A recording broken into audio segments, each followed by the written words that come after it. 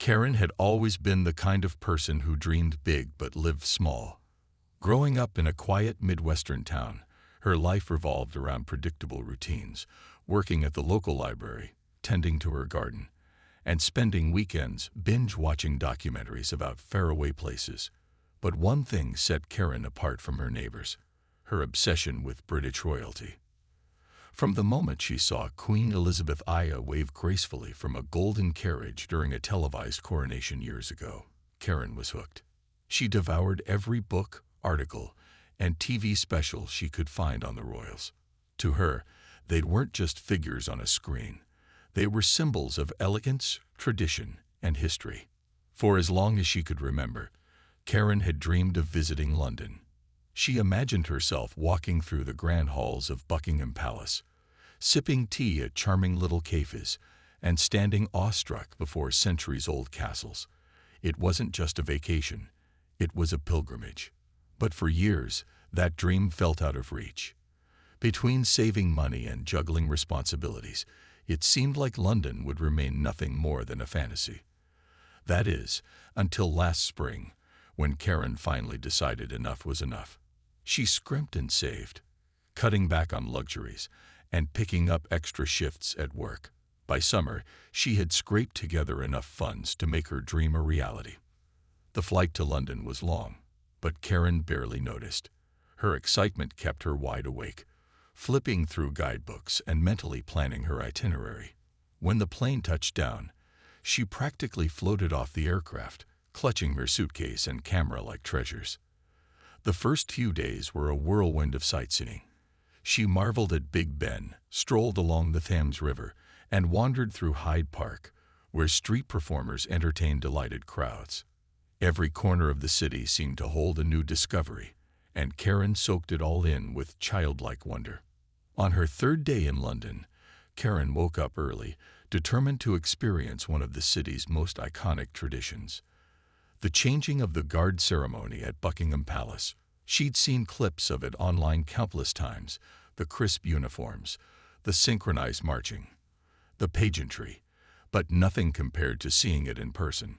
Armed with her camera and a fresh cup of coffee, she arrived at the palace gates well before the scheduled start time. Already, the area was buzzing with activity. Tourists from all over the world gathered eagerly, their accents mingling in a symphony of excitement. Families snapped selfies, children chased pigeons, and vendors sold Union Jack flags to anyone willing to buy. As the minutes ticked by, the crowd grew denser, pressing closer to the barriers surrounding the palace courtyard. Karen found herself squeezed between a group of giggling teenagers and a family with matching London 2023 t-shirts. Despite the chaos, she couldn't help but feel giddy. This was it, the moment she'd waited so long for. When the guards finally emerged, resplendent in their scarlet tunics and towering bearskin hats, the entire square erupted into cheers and applause. Cameras flashed wildly as people scrambled to capture the perfect shot. For Karen, it was magical, a scene straight out of a storybook come to life. But amidst the spectacle, something caught Karen's attention. Standing near the edge of the courtyard was one particular guard who seemed almost otherworldly in his stillness. While his fellow soldiers moved with precision, this man remained rooted in place, his posture rigid and unyielding. His face was expressionless, his gaze fixed forward as if carved from stone. There was something mesmerizing and slightly unsettling about him. Drawn to his presence, Karen craned her neck to get a better look, unaware that this encounter would soon take a turn she never expected. As Karen stood there, trying to take in the grandeur of the changing of the guard ceremony, she couldn't shake off the feeling that something, or someone, was different. The guard who had caught her eye was stationed slightly apart from the others, standing so still it almost seemed unnatural. His towering bearskin hat added to his imposing figure, and his face remained completely blank, as though he were a statue rather than a human being. While the other guards moved with practiced precision, this one didn't budge an inch. It was as if time itself had frozen around him. Karen's curiosity got the better of her. She leaned forward, craning her neck to get a closer look. Her camera hung loosely around her neck, forgotten for the moment, as she focused entirely on the mysterious guard. There was something about his unwavering gaze that intrigued her.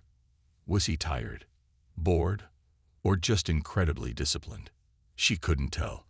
But then, without warning, the guard shifted ever so slightly, and his eyes locked onto hers. At first, Karen wasn't sure what to make of it. Maybe it was just coincidence. Maybe he happened to glance in her direction at the exact same moment she was staring at him. But instead of looking away, the guard's eyes stayed fixed on her. They weren't warm or inviting. They were cold, steady, and unblinking. To Karen, it felt like he was staring right through her, sizing her up, judging her. A shiver ran down her spine. Why is he looking at me like that? She wondered nervously. The crowd around her continued to buzz with excitement, oblivious to Karen's growing unease. Children laughed, couples posed for photos, and tourists chattered excitedly about how cool the ceremony was. But Karen felt like she was in her own little bubble, cut off from the joyous atmosphere. All she could focus on was the guard's piercing stare. Every instinct in her body told her something wasn't right. Her mind began racing with questions. Had she done something wrong? Was she standing too close to the barrier? Did she accidentally block someone's view?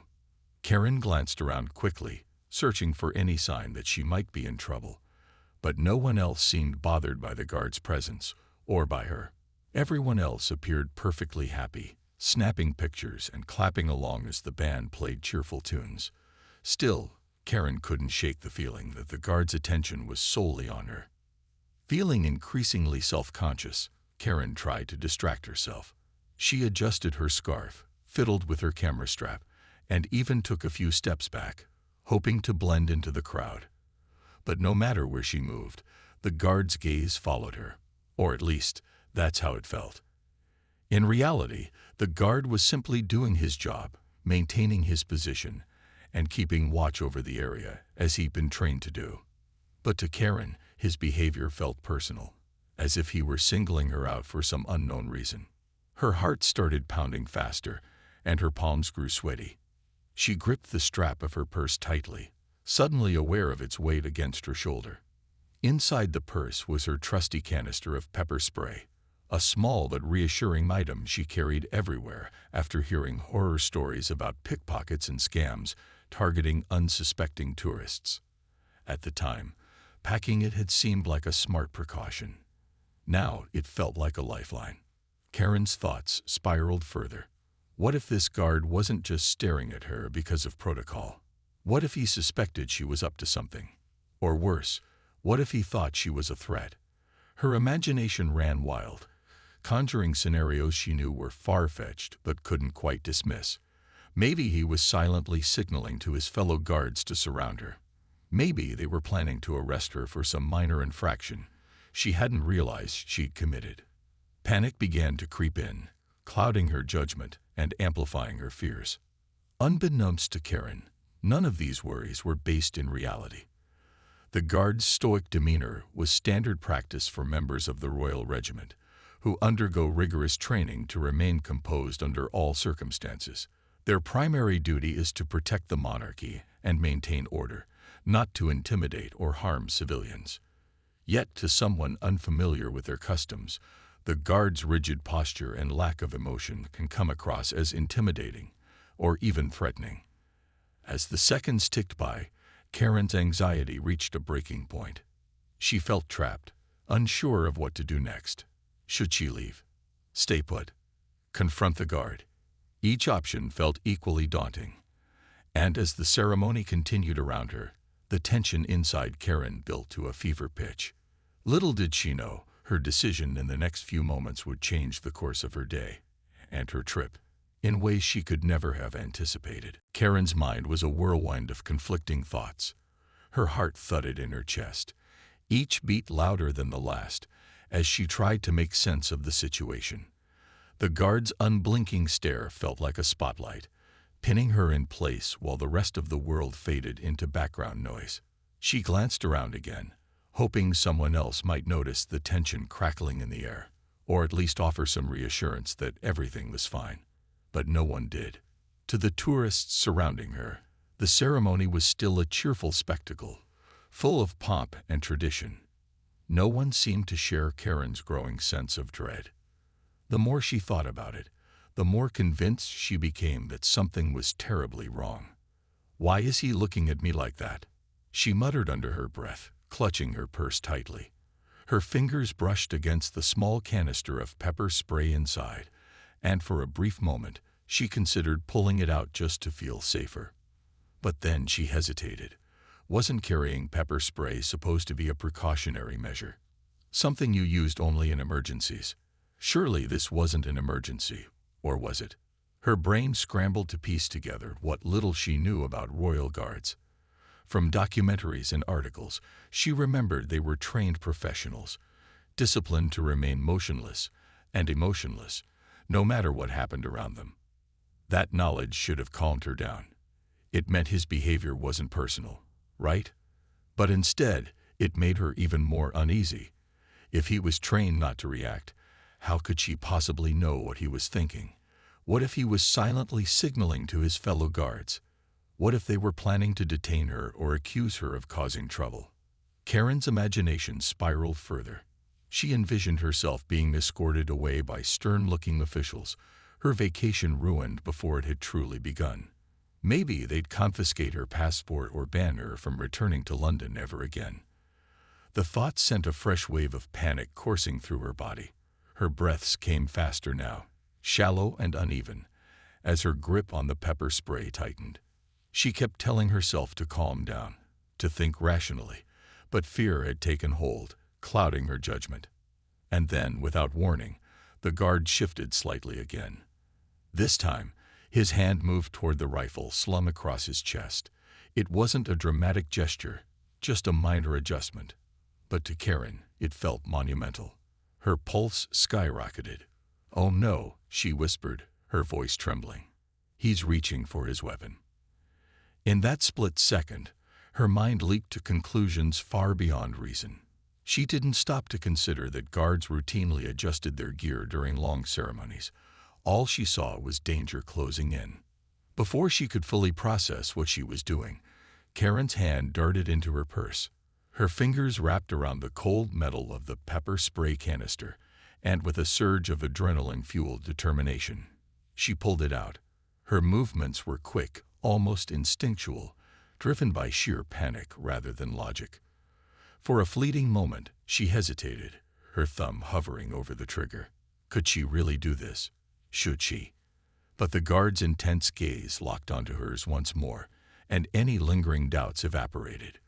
With a shaky breath, Karen pressed down on the trigger. A fine mist shot out, catching the guard squarely in the face. The crowd gasped audibly, their collective cheer turning into stunned silence. Time seemed to freeze as the guard staggered backward, momentarily breaking his rigid posture.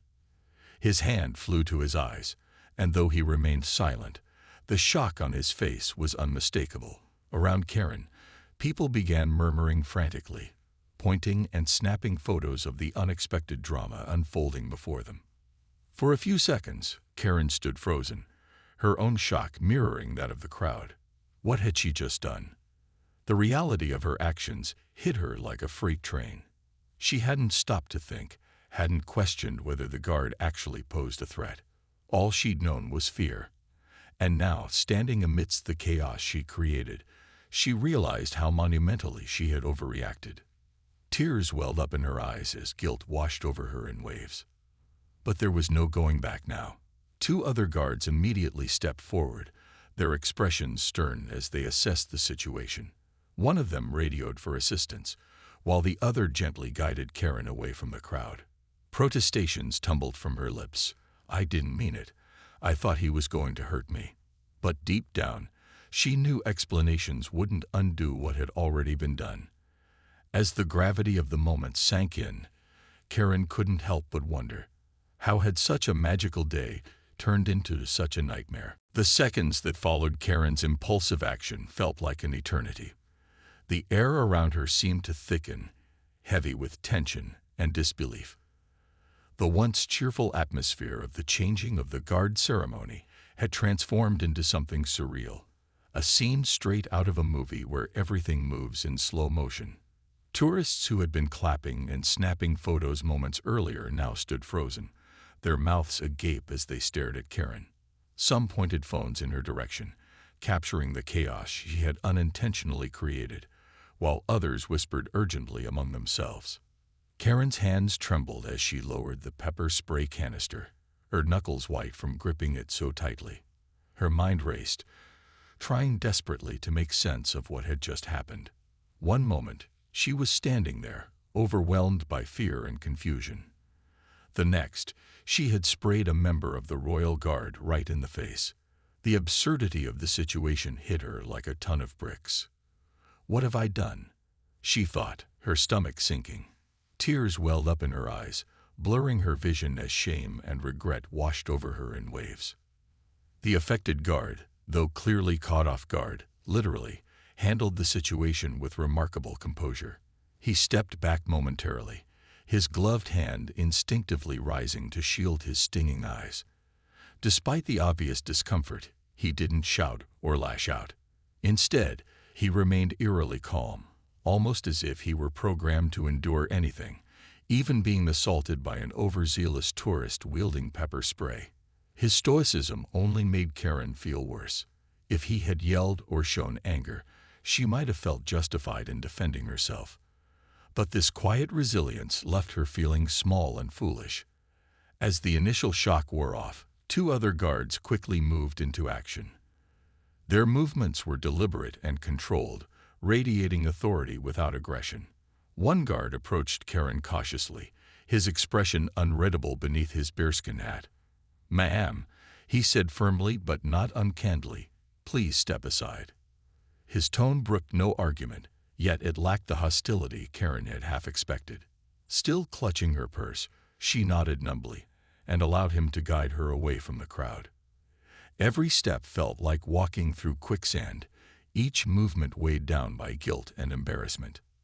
Meanwhile, the second guard attended to his colleague, offering assistance while keeping a watchful eye on the surrounding area. A murmur rippled through the spectators, a mix of concern, amusement, and disbelief. Some people shook their heads disapprovingly, muttering about tourist antics, while others stifled laughter, finding the bizarre incident oddly entertaining. Karen caught snippets of their conversations as she was led away, each word piercing her like a dagger. She wanted to explain herself, to tell them she hadn't meant any harm, but the words stuck in her throat. How could she possibly justify spraying a guard? Once Karen was safely away from the main crowd, another wave of panic set in. What would happen to her now? Would she be arrested, fined, banned from ever returning to London? Her mind conjured worst-case scenarios, each one more terrifying than the last. She tried to speak, to plead her case, but all that came out was a shaky, "I'm so sorry. I thought he was going to hurt me." Her voice cracked under the weight of emotion, and tears streamed down her cheeks unchecked. To her surprise, the guard escorting her didn't respond with anger or disdain. Instead, he maintained a professional demeanor, speaking calmly into his radio to request further instructions. Another official soon arrived, a man in a crisp uniform who introduced himself as part of the palace security team. He asked Karen to accompany him to a nearby office for questioning. Though his tone was firm, it carried a hint of understanding, as though he'd seen enough panicked tourists to recognize genuine remorse when he saw it. As they walked toward the office, Karen replayed the incident in her mind over and over again. She couldn't believe how drastically her day had shifted, from awe-inspired wonder to sheer mortification in the span of mere minutes. The weight of her actions pressed heavily on her chest, making it hard to breathe. She replayed the guard's blank expression, the way he'd adjusted his rifle, and her own irrational leap to conclusions. It all seemed so ridiculous now, yet the consequences were very real. By the time they reached the security office, Karen was emotionally drained. Her hands still trembled, and her face was streaked with tears. As she sat down in a sterile waiting room, surrounded by stern-faced officials, She realized there was no escaping the fallout from her mistake. But even in her despair, a tiny flicker of hope remained. Maybe, just maybe, she could find a way to make things right. To apologize sincerely and show. Inside the security office, Karen sat on a hard plastic chair, her hands clasped tightly in her lap. The room was small and sterile, with white walls that seemed to close in around her. A clock on the wall ticked loudly, each second echoing in the silence like a drumbeat counting down to judgment. Her eyes darted nervously between the officials seated across from her. A man in a crisp uniform who introduced himself as Officer Reynolds, and a woman wearing a badge that read Palace Liaison. Both wore expressions of calm professionalism, but their presence only amplified Karen's anxiety. Officer Reynolds began by asking for her full name and passport details, jotting them down in a notebook with methodical precision. His questions were straightforward: where she was from, why she was in London, what exactly had happened at the ceremony. But answering them felt like reliving the nightmare all over again. Karen's voice wavered as she explained herself, her words tumbling out in a jumbled mess. "I didn't mean to hurt anyone," she said, tears spilling onto her cheeks. I thought he was going to do something bad. I panicked." The liaison nodded slowly, her expression neutral. "Miss Karen," she said gently, "we understand you may have been frightened, but we need to clarify something. These guards are highly trained professionals whose primary duty is to protect. Their behavior might seem unusual or even intimidating if you're unfamiliar with it, but they aren't there to harm anyone. They follow strict protocols designed to ensure safety, not just for themselves, but for everyone present." Karen nodded furiously, wiping her face with trembling hands. "I know that now," she whispered. "I should have realized it sooner. I feel so stupid." She buried her face in her palms, overwhelmed by shame. The realization that her actions stemmed from ignorance rather than malice hit her hard. She had let fear cloud her judgment, and now she was paying the price. After gathering the necessary information, Officer Reynolds explained the seriousness of the situation. Assaulting a member of the Royal Guard was no small matter. It was considered an offense against the Crown itself. However, he also acknowledged that Karen's intentions appeared genuine, and that she showed clear remorse. "We'll take your apology into account," he said, his tone firm but not unkind. "But this is still a formal investigation, and there will likely be consequences." At those words, Karen's stomach churned. Consequences. What did that mean? Would she face legal charges? Be deported? Have her vacation cut short? Her mind raced through possibilities, each one more terrifying than the last. But before she could spiral too far into despair, the liaison interrupted her thoughts. "For now, we'd like you to write a letter of apology to both the affected guard and the palace administration. It's important that you express your regret sincerely and acknowledge the gravity of your actions." Karen nodded eagerly, desperate to make amends. Anything to undo the damage she caused, or at least show that she truly regretted it. With shaking hands, she accepted the pen and paper they provided and began writing. At first, the words came haltingly, her sentences awkward and disjointed. But as she poured her heart onto the page, her message became clearer. She apologized profusely, explaining her misunderstanding, and reiterating how deeply sorry she was for causing distress. By the time she finished, her handwriting was smudged with tear stains, but her sincerity shone through every line. When she handed the letter back to the officials, they exchanged a glance before nodding approvingly. "This is a good start," the liaison said. "We'll review it and share it with the appropriate parties. Depending on their response, we may arrange a meeting between you and the guard you sprayed." Karen's eyes widened in shock.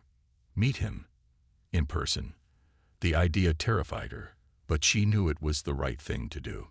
If nothing else, she owed him an apology face to face. "Of course," she murmured. "I'll do whatever it takes to make this right." Later that evening, after being released with strict instructions to remain available for further questioning, Karen returned to her hotel room, utterly exhausted.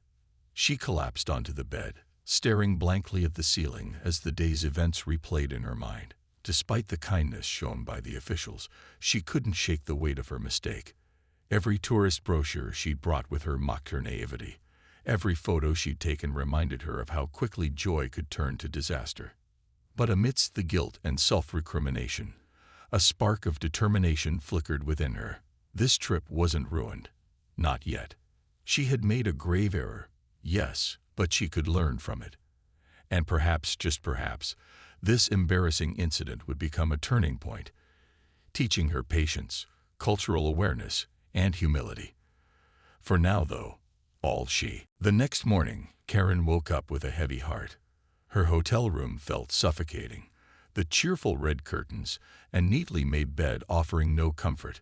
She replayed the previous day's events in her mind over and over again. The guard's stoic gaze, the pepper spray incident, the stunned crowd, and the quiet professionalism of the palace officials who had questioned her.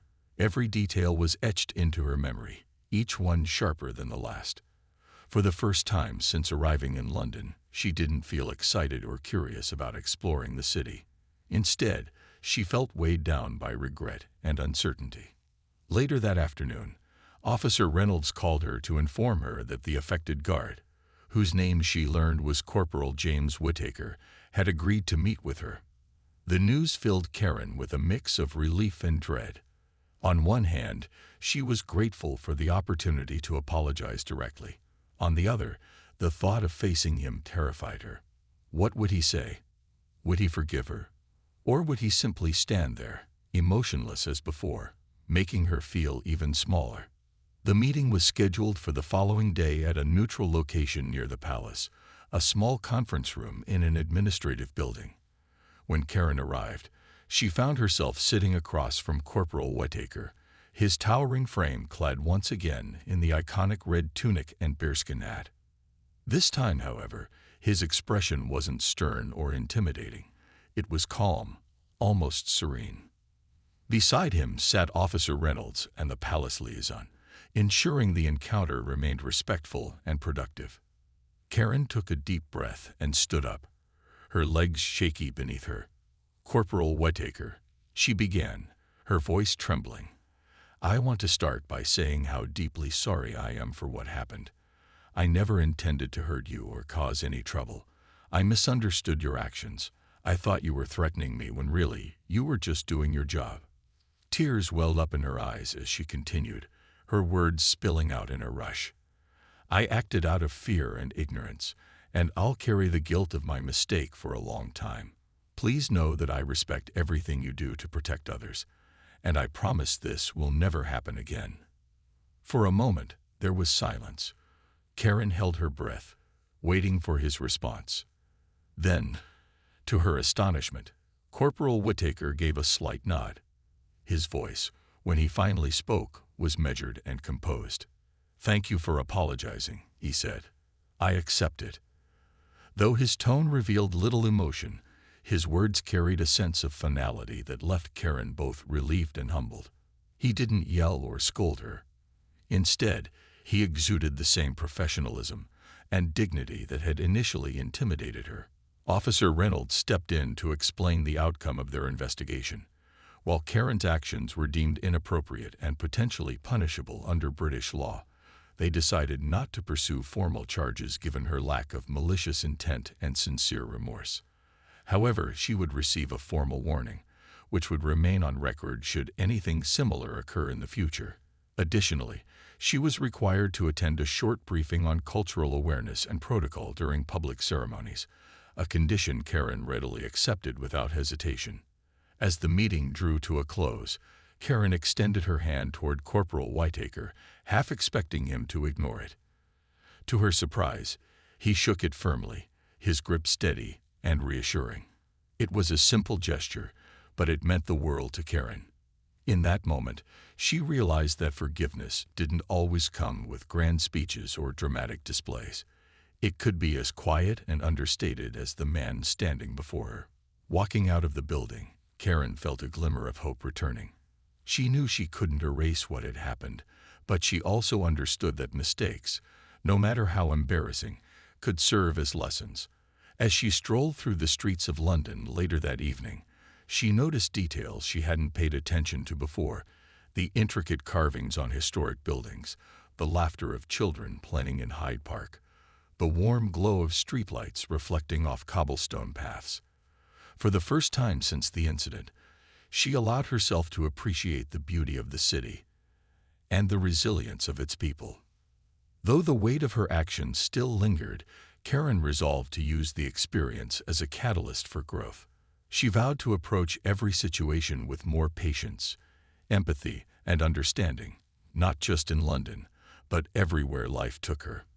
And while she doubted she'd ever forget the day she pepper-sprayed a royal guard, she hoped it would become a story she could share someday, not as a cautionary tale of failure, but as proof that even the biggest mistakes can lead to meaningful change. When Karen returned home, she knew her trip to London would be the first thing everyone wanted to talk about. Friends, family, and coworkers were eager to hear all about her adventures, the grand sights, the charming streets, the quintessential British experiences she promised to share on social media. But Karen wasn't sure how to broach the subject of what had really happened. How could she explain that her dream vacation had been derailed by a moment of sheer panic? That instead of sipping tea at Buckingham Palace, she'd ended up apologizing to a royal guard for pepper-spraying him in the face. At first, she tried to downplay it, offering vague stories about crowded ceremonies and cultural misunderstandings. But the more she skirted around the truth, the heavier it weighed on her. She realized that keeping quiet wasn't helping anyone, not herself, and certainly not the people who cared about her. So one evening, over dinner with her closest friends, Karen decided to come clean. She took a deep breath and began recounting the entire story, from the overwhelming crowd outside Buckingham Palace to the split-second decision that changed everything. To her surprise, her friends didn't laugh or judge her. Instead, they listened intently, their expressions shifting between shock, disbelief, and eventual understanding. When she finished speaking, there was a brief pause before someone broke the silence with a chuckle. "Well," her best friend said, shaking her head, "only you could turn a royal ceremony into an international incident." The comment lightened the mood, and soon the table erupted in laughter. Gentle, good-natured laughter that made Karen feel less alone. But Karen didn't stop there. Over the next few weeks, she found herself sharing the story more openly, with colleagues during lunch breaks, with neighbors while walking her dog, even with strangers at the grocery store who asked why she looked so tired. Each time, she framed it not as a shameful failure, but as a lesson learned. She talked about the importance of staying calm in unfamiliar situations, of taking a moment to understand cultural differences before jumping to conclusions. Her candor resonated with people, many of whom admitted they might have reacted similarly if placed in her shoes. Karen also turned to writing as a way to process her experience. She started a blog titled Lessons from London, where she shared reflections on her trip, not just the embarrassing parts, but the moments of beauty and connection she'd almost forgotten amidst the chaos. In one post, she wrote about the kindness of the palace officials who handled her case, acknowledging how their professionalism had softened the blow of her mistake. In another, she described the quiet dignity of Corporal Whittaker, whose acceptance of her apology taught her the true meaning of grace under pressure. Her posts quickly gained traction online, drawing comments from readers around the world. Some shared their own tales of travel mishaps, reminding Karen she wasn't alone in making mistakes abroad. Others praised her honesty, thanking her for turning an awkward situation into something meaningful. One reader left a particularly memorable comment. "Your story reminds us that we're all human, and sometimes our biggest blunders can teach us the most valuable lessons." Inspired by the positive response, Karen decided to take things a step further. She reached out to local community groups and schools, offering to give talks about cultural awareness and responsible travel. At first, she worried no one would take her seriously. After all, who would want advice from someone who once pepper-sprayed a member of the Royal Guard? But to her amazement, people responded enthusiastically. They appreciated her willingness to own up to her errors and use them as teaching tools. During these talks, Karen emphasized the importance of preparation and mindfulness when visiting foreign countries. She encouraged audiences to research local customs, ask questions when unsure, and always carry humility alongside their passports. "We all make mistakes," she told them. "What matters is how we grow from them.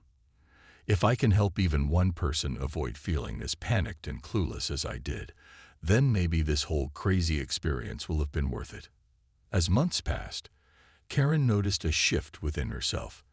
The shame and embarrassment that had once consumed her began to fade, replaced by a sense of purpose. She still cringed whenever she thought about the incident, but she also recognized how much it had shaped her perspective.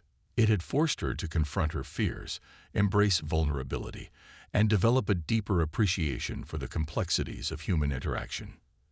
By the time autumn rolled around, Karen felt ready to move forward, not just as a traveler, but as a person. She continued writing, speaking, and reflecting, determined to honor the lessons she learned in London. And though she doubted, months after her return from London, Karen found herself sitting at her kitchen table on a quiet Saturday morning, sipping coffee and flipping through the pages of a photo album she had recently put together.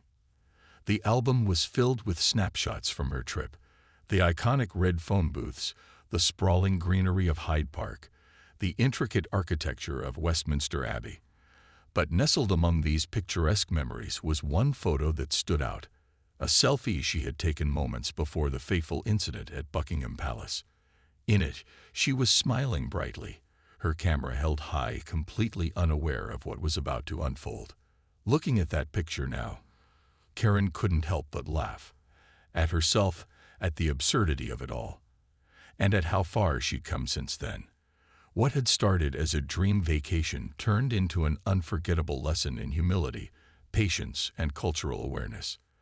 Though the pepper spray incident remained a source of embarrassment, it also became a cornerstone of personal growth. It taught her to slow down, think critically, and approach unfamiliar situations with curiosity rather than fear. Karen's newfound perspective didn't stop at self-reflection. It spilled over into every aspect of her life. At work, she began advocating for better communication and understanding between colleagues, drawing parallels between workplace misunderstandings and her own misstep in London. At home, she made an effort to connect more deeply with her neighbors, organizing small gatherings where people could share stories and learn from each other's experiences.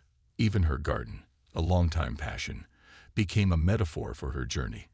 Just as plants need time, care, and attention to thrive, so too did relationships and personal development require patience and nurturing.